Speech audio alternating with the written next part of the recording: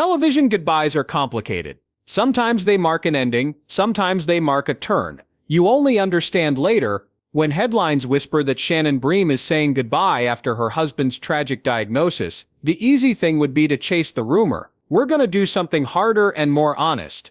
We'll trace the real story the couple has already shared in public, the diagnosis that shook their early years together, the faith and grit that carried them through surgery and recovery, and the quiet, practical choices that kept their marriage steady while her career kept climbing. We'll hold space for sorrow without inventing it, and we'll be clear about this because clarity is respect. As of late 2024, there has been no formal public announcement from Shannon Bream that she is leaving her show. The goodbye that truly belongs to her story is the one she and her husband have said again and again: to fear, to certainty, and to the idea that you only have one life to live when illness interrupts your plan. If you know Shannon on air, you know the cadence: calm, even in the loudest news cycles, precise, even when the clock is unforgiving. That composure wasn't handed to her, it was built, brick by brick, across years of law school, early reporting, long nights, and the disciplined empathy it takes to host conversations where the stakes are not abstract. She became a fixture not by becoming the story, but by building a table where other people could tell theirs. Off camera, she was practicing a different kind of steadiness: wife, friend, caregiver, and learner, alongside a husband whose body delivered a frightening surprise when they were still young. His diagnosis was a brain tumor, the kind of phrase that turns a kitchen into a hospital in a single sentence. The fact that the tumor was operable did not make the road short. Surgery demands patience, recovery demands more. Complications can shadow months, bills do not wait, sleep comes in fragments, appointments rearrange calendars that used to be simple. The couple walked that gauntlet early, and they've spoken candidly about what it taught them.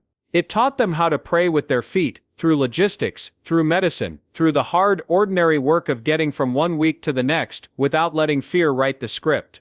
That's the framing we're using when we talk about goodbye: not a melodrama, not a viral rumor, but the steady accumulation of choices you make when illness insists on a new map. There are goodbyes inside those choices: goodbye to naivete, about how fast life can change; goodbye to the fantasy that love is effortless when the body is not; goodbye to the schedule that once seemed like proof you were in control. With every farewell to an illusion, they said yes to something sturdier: faith, humility, help, humor, and the willingness to build a day that looks different from the one you planned but still counts as a good day because you got through it together. That recalibration didn't stall her vocation, it refined it. When you sit across from people for a living and ask them to be honest, you learn to hear the weight behind their words. You learn to recognize the look of someone who has just come from a doctor's office, or a courtroom, or the bedside of a parent. Shannon's on-air presence carries that wisdom. It's not something you announce, it's something you can't help but bring into the room after you've watched monitors at 3 a.m., after you've read discharge notes more carefully than you once read a contract, after you've learned how fragile a good afternoon can be. You don't fake that, you live it, and then it leaks into your work as compassion and clarity. The couple's testimony, shared in interviews and in the faith-forward pages of her books, has a pattern: gratitude for the surgeons and nurses who showed up when it mattered. Frank talk about the bills and the fear, and a consistent insistence that the hardest seasons can still deliver gifts. This isn't spin, it's a discipline. Gratitude widens the frame on days when symptoms want to shrink life to a diagnosis. It makes room for humor to survive, for friendship to deepen, for a marriage to carry weight without collapsing under it. It doesn't erase the hard parts. It keeps the hard parts from becoming the only parts. So what is the story we're telling? It's the story of a broadcaster whose private life taught her public work how to breathe. It's the story of a husband who faced a terrifying diagnosis, endured the knife and the long climb back, and kept going with the kind of resilience you only really understand when you've had to use it. It's the story of a marriage that learned to say goodbye to the illusion of control and hello to the habit of courage. In the sections ahead, we'll walk through the diagnosis and surgery, the complications and recovery, the moments when her career decisions met their family's needs, and the lessons they've offered to anyone navigating illness: how to be practical without giving up wonder, how to ask for help without surrendering dignity, how to keep faith from turning into denial, and how to let love do the ordinary, unglamorous work of getting two people through a storm. Diagnosis doesn't care about timing. It interrupts and insists. They were still early in their life together when doctors found the mass, the kind of blunt finding that turns a week into a sequence of scans, second opinions, and the quiet drive home. One day you talk about rent and schedules. The next you learn new vocabulary, sign forms and measure life in hours and lab results. The tumor was operable, but that promise comes with asterisks. Surgery is hope and risk in the same sentence. They took both and braced for the road ahead. Hospital days are strange, because time stretches and compresses at once. Families memorize the color of a waiting room, the click of a nurse's shoes, the way a surgeon clears a throat before speaking. When he went in, they handed control to a team and a clock. Hours crawled. Updates arrived in phrases. When he woke, relief mixed with the sober checklist that follows brain surgery. Swelling watched, pain managed, function tested, nights interrupted by beeps. Progress comes in tiny proofs, squeezing a hand, following a light, standing for 3 seconds that feel like a marathon. Each small win mattered. Recovery was not cinematic, it was practical. Therapists taught the choreography of tasks, how to sit, stand, pivot, conserve energy without surrendering strength. Shannon learned the caregiver's arithmetic, medications on schedule, appointments coordinated, insurance questioned until answers came, friends cooked, family drove. They learned to accept help without letting it erase their independence. Faith stitched the days together. They prayed, but they also planned. Gratitude became a muscle. Humor survived, because on hard days a well-timed joke is a pressure valve. Goodbye, they realized, is often a string of tiny farewells to how things used to be. Their marriage absorbed the shock and then recalibrated. Early career decisions were made with hospital calendars in view. She had trained as a lawyer and knew deadlines, but medicine runs on a different clock. She learned to stack work in the windows that life allowed, to say no to what would cost the family too much, and yes to roles that grew her without draining what recovery required at home. That discipline did not diminish ambition, it refined it. The path into broadcasting was not a detour from duty, it was a careful build, one rung at a time. On air, her composure deepened, because private life had taught her how to sit with uncertainty. She interviewed people at their most defensive and their most fragile, and you could hear in her cadence the patience learned in clinics and corridors. She has written about those seasons with candor, about bills and fear, about how faith kept the center of gravity from sliding, about the heroism of nurses who show up at midnight with competence and kindness. The testimony never turns maudlin. It stays practical, anchored to the belief that gratitude is not denial, it's how you keep moving. Rumor will always prefer shortcuts, which is why saying goodbye spreads so fast online. The truth is slower and sturdier. As of late 2024, there was no formal announcement that she is leaving her show. Could priorities shift if health demands rise in the family? Of course, most of us would make the same calculation, but that hypothetical belongs to them, not to a timeline built for clicks. What does belong to the public is what they have already offered. A story of resilience, privacy with purpose, and the freedom to make career choices without treating compassion as scandal. Meanwhile, he rebuilt too. Surviving a brain tumor is not only a medical milestone, it is a psychological remodeling. He learned the new boundaries of fatigue and balance, tested return to work ideas, and in time launched projects that fit his capacities. The couple traded perfectionism for intentionality. Social calendars shrank to make room for sleep and follow-ups. Goals got clearer, fewer trophies, more traction. If you follow their public story at all, you see a steady refusal to be defined by the worst day. By design, their victories read quiet, a scan that stays clean, a year that holds steady. In this narrative, goodbye is not a headline, it's a practice. They said goodbye to the idea, love is effortless, to the myth careers can't bend, to the fear every setback lasts forever. In return they said hello to sturdier things, patience, planning, humor, faith, boundaries that guard energy, and community that shows up without fanfare. That's the lesson worth carrying. In the next section we'll zoom in on thresholds where private trials shape public work, including her own health battle, and how their approach can help anyone facing a diagnosis rewrite a day with dignity. Some thresholds are visible. The new set, the promotion, the Sunday chair. Others are the doors you close at home before you cry, or the late-night prayers when the plan no longer fits. Shannon's private thresholds have repeatedly shaped her public work. Years before goodbye became a rumor template, she learned how to carry a full life while one part of it was on fire. That is why the on-air calm looks earned, not manufactured. She wasn't born with better nerves. She built better habits, trained by seasons where showing up meant scheduling around scans, symptoms, and the fragile windows when energy holds.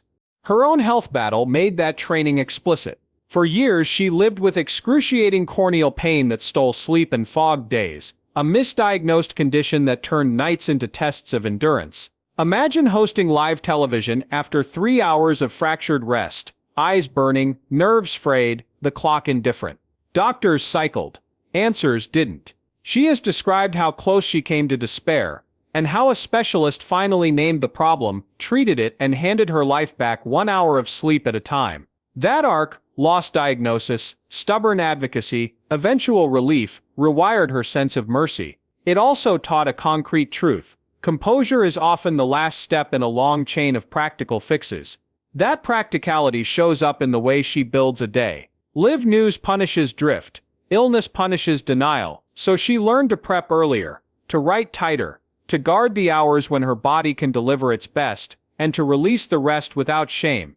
Control moved from outcomes to inputs, sleep routines, lighting that doesn't inflame, buffers between segments, the humility to ask for a tweak that saves a migraine later. When viewers say she looks unflappable, they're seeing the residue of a method: plan, protect, perform, breathe, repeat. The same pattern served at home when her husband's care required precision more than heroics. Career milestones intersected those private lessons without breaking them. She pivoted from law to local news, climbed through reporting roles, and found a national platform where preparation is currency. Hosting a nightly program demanded consistency. Moving to a flagship Sunday show in 2022 demanded range. Both moves came after years of proving she could keep a room calm, push for clarity, and land a conversation on time without sanding off the human edge. None of that requires biography on air. It simply seeps through when a host has lived enough to recognize the quiver in another person's voice. The books she's written trace the same lines in a different register. They are faith-forward without being naive, structured around stories that pull courage out of ordinary lives, and place it where a reader can reach it. That's the connective tissue in her public work, not spectacle but steadiness. The spine is gratitude, the kind built on waiting rooms and discharge notes, not slogans. She doesn't argue that pain is illusory, she argues that purpose survives it. That distinction keeps the tone clear when rumor tries to bend a headline into a melodrama she hasn't written. Her husband rebuilt his life too. Surgery was a mile marker, not a finish line. He navigated fatigue and focus, measured what work fit, and eventually launched projects that turned experience into livelihood. Together they built systems that make resilience less mysterious. Calendars that protect sleep, meals that don't steal the day, exercise that returns energy, instead of taxing it, Sabbath-like boundaries that act as guardrails rather than fences. These choices look small to outsiders. They are huge for people who have learned the cost of pretending to be invincible.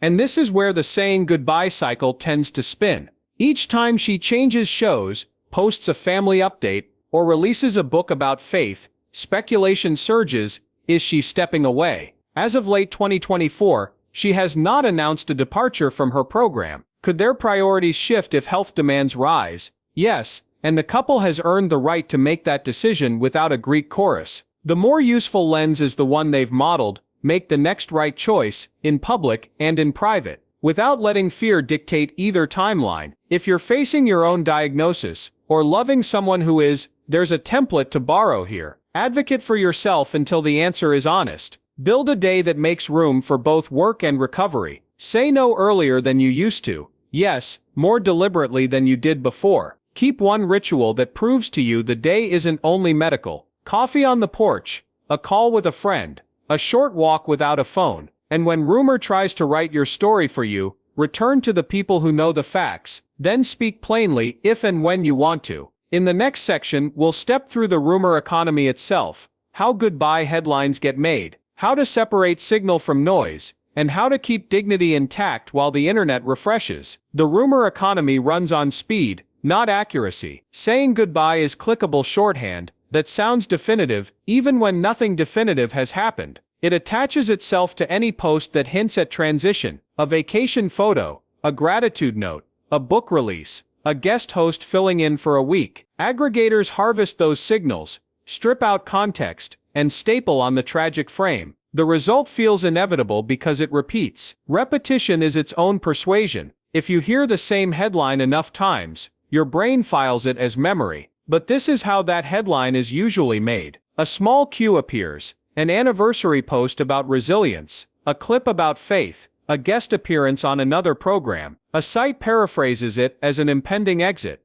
Others quote the paraphrase, then strip the date. Social accounts crop the screenshot so the timestamp disappears. Comments turn conjecture into consensus. Somewhere in the middle of that echo, a real family is supposed to answer a question no one actually asked them directly. The goodbye becomes a test you can't pass, because silence looks like confirmation and clarity gets ignored. So here's the signal from the noise. If a departure is real, it shows up in official channels first, a segment on her program, a network press release, a direct statement from Shannon's account, and then coverage by outlets that confirm with the network. You'll see dates, successors, and a timeline. You won't need to squint. Anything else is, at best, speculation. At worst, it is commerce dressed as concern, monetizing the fear that illness always means surrender. Truth moves slower and uses full sentences. You can protect your attention with a few habits. Read to the bottom of a post and find the link to an original source. Check the date in the screenshot. If the claim is current, there will be a where, a when, and a quote. Notice verbs, rumored reportedly, sources say, these are signals to pause. Notice the crop, if the timestamp is gone, ask why. Then check whether the same claim appears across outlets that disagree politically but agree on facts. When both sides report the same detail, you're closer to ground. The other habit is compassion, which sounds soft until you count the cost of public life. Families balancing recovery and work are already running a deficit of sleep and certainty. Every rumor creates more administrative labor, calls to relatives, notes to bosses, clarifications to viewers, corrections to strangers. The tax is real. You can lower it by refusing to share a headline that does not cite a source, by correcting kindly when someone repeats a false claim, and by remembering that health updates belong to the people living them, not to the fastest poster. There is also a reason saying goodbye lands so hard. It names a fear many of us carry. Illness threatens not just a body, but an identity. Will work survive? Will marriage bend? Will faith hold? The Browns of Alaska, Michael J. Fox, families you've never heard of. Different stories, same gravity. The fix is not to banish fear, it's to pair it with facts and the next right step. When Shannon or her husband choose to share an update, that's the signal to receive. Until then, the kindest posture is patience. Practically, that patience looks like giving their household the privacy to plan. It looks like bosses who ask what flexibility helps instead of assuming an exit. It looks like colleagues who cover a shift without turning it into a storyline. It looks like viewers who celebrate presence instead of presuming a farewell. And it looks like a newsroom that remembers a human being, sits in the center of the set, not a rumor. The work goes on, and when it must pause, the pause will be named by the people who own the story. If a real goodbye ever arrives, it won't be tragic by default. It will be a choice framed by love and logistics. What serves his health, what honors their marriage, what fits her calling in a new season. Goodbyes in that register are not losses so much as handoffs to new rhythms, to different ways of serving, to days that trade scale for depth. She has earned the right to write that chapter in her own voice, at her own pace, when the time is right, and to have the internet learn about it after family and colleagues do. In the next section, we'll return to the couple themselves. The habits that keep a hard year livable, the faith that steadies them, and the simple, concrete ways a public audience can support a private fight without overstepping the line at all. Some years test a household more than a career ever could. The habits that keep a hard year livable are rarely dramatic. They are quiet, repeatable, and mercifully ordinary. In their home, mornings begin with a check-in rather than a rush. Sleep pain level, appointments, the day's effort budget. Breakfast moves at the pace that health sets, not the clock on a wall miles away. Plans flex. A hard night means a lighter morning. A clear scan means a small celebration. These are not headlines, but they are architecture. They keep the floor from tilting under your feet when the week turns without warning. They organize the house the way a careful producer organizes a live show: fewer obstacles, more redundancies, everything reachable without a strain. A chair becomes a staging area. A basket becomes a toolkit. A notebook becomes a running log of meds, questions, and follow-ups. The point is to spend less energy hunting for what you need, and more on the parts of the day that return joy. Friends ask how to help. They answer with specifics. Drop dinner on Wednesday. Sit in the waiting room Friday. Text at noon, not midnight. Boundaries make generosity efficient, and efficient generosity lasts. Faith is not an escape hatch here. It is a rhythm. They pray because it steadies the breath, aligns attention, and keeps the story bigger than the worst paragraph. Scripture, songs, silence, whatever returns them to center, gets scheduled the way a responsible person schedules sleep. Gratitude is not a gloss. It is a discipline. They named 3 good things even on days that felt like a draw.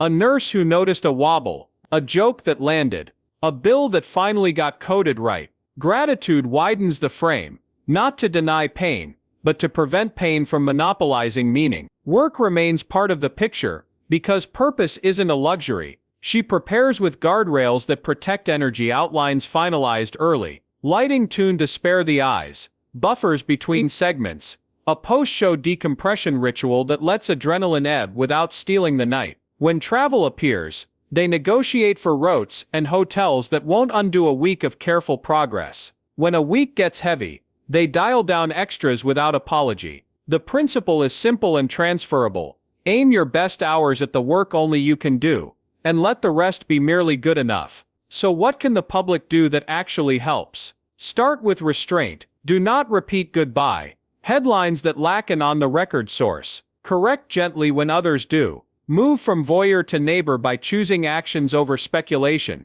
If you pray, pray. If you don't, you can still write a note, send a meal through a friend, donate to a hospital fund, or give to a research foundation that makes diagnoses less terrifying. Celebrate presence. When she shows up on air, say you're glad she's there, not that you fear she won't be tomorrow.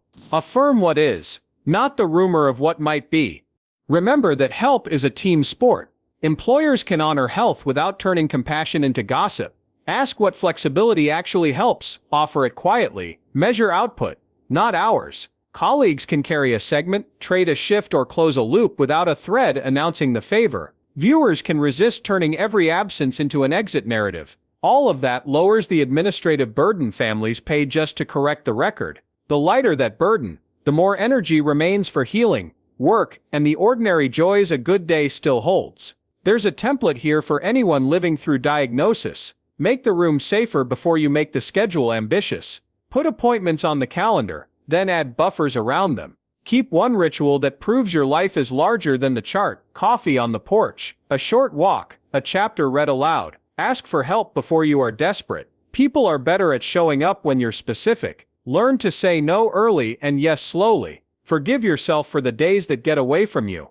Progress is often maintenance, not milestones, and maintenance is honorable work. The rumor will keep cycling because the internet rewards speed over care, but inside their 4 walls is a different economy, where attention goes to what strengthens a day, not to what siphons it. That is the goodbye they practice, again and again. Goodbye to panic, goodbye to performative certainty, goodbye to the myth that love is ease. In exchange, they keep choosing steadiness, clarity, patience, and a future that grows from today's honest work. In the final section, we'll gather these threads into a closing that honors their freedom to write their own chapter, and offers you a way to carry their method into your hardest rooms without borrowing a rumor at all. So this is the closing we promised, not an echo of a rumor, but a braid of facts, faith, and freedom. A goodbye is a sentence only the people living it can write. If and when Shannon chooses to pen it, you will hear it in her cadence, shaped by love, logistics, and the wisdom earned in corridors that teach patience. Until then, the truest story remains quieter. 2 people learn to hold a life together under pressure, and a broadcaster learned to carry that steadiness onto a set where steadiness is rare. Their method is not dramatic, it is repeatable. Name what matters, guard the hours that protect it, invite help, and let gratitude widen the frame. When fear tries to shrink it, then do it again tomorrow gently. Here is the clean summary you can carry without qualifiers. As of late 2024, there has been no formal announcement that she is leaving her program. If that changes, the signal will be unmistakable. Her words, a network statement, dates, successors, and thanks. Until such a moment exists, trading certainty for speculation helps no one. Honor what is public, protect what is private, and resist turning compassion into content. The couple has already told the story that matters: diagnosis, surgery, recovery, recalibration, work that remains purposeful, and a marriage that keeps choosing courage. That is enough truth for one headline, and more than enough guidance for anyone learning to live beside fear. When doubt rises, return to sources, breathe, and let patience finish the sentence. Rumor tried to start first. If a real goodbye ever comes, it will not be a defeat scored by strangers.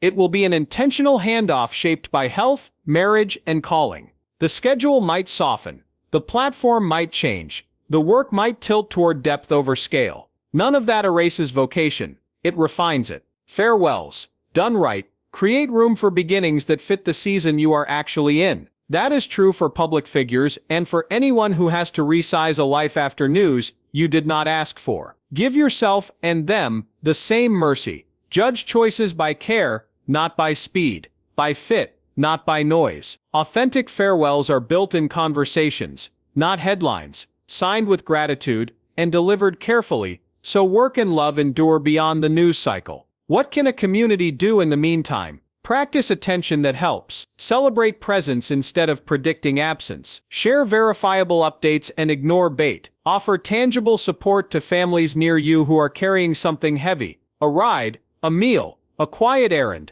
a note that asks nothing in return. If you work in media, hold a higher bar than the feed. Confirm, then publish. If you are a colleague, ask what flexibility actually helps. Then follow through without turning kindness into a subplot. The quiet logistics of care stabilize more lives than any viral post ever will. And when the urge to speculate flares, trade it for intercession, patience, or a small task that moves someone's day forward instead of stirring dust. Real care rarely looks like breaking news. Carry their method into your own hardest rooms. Start small. Pause before reacting to a headline. Measure what is real. Adjust what you control. Ask for help sooner than feels comfortable. And try again tomorrow. Make the room safer before you make the calendar ambitious. Guard the hours that restore you. Keep one ritual that reminds you life is larger than the chart. Name 3 true things at day's end. Let faith or simple gratitude. Give your fear something to lean against that is sturdier than rumor. This is not denial.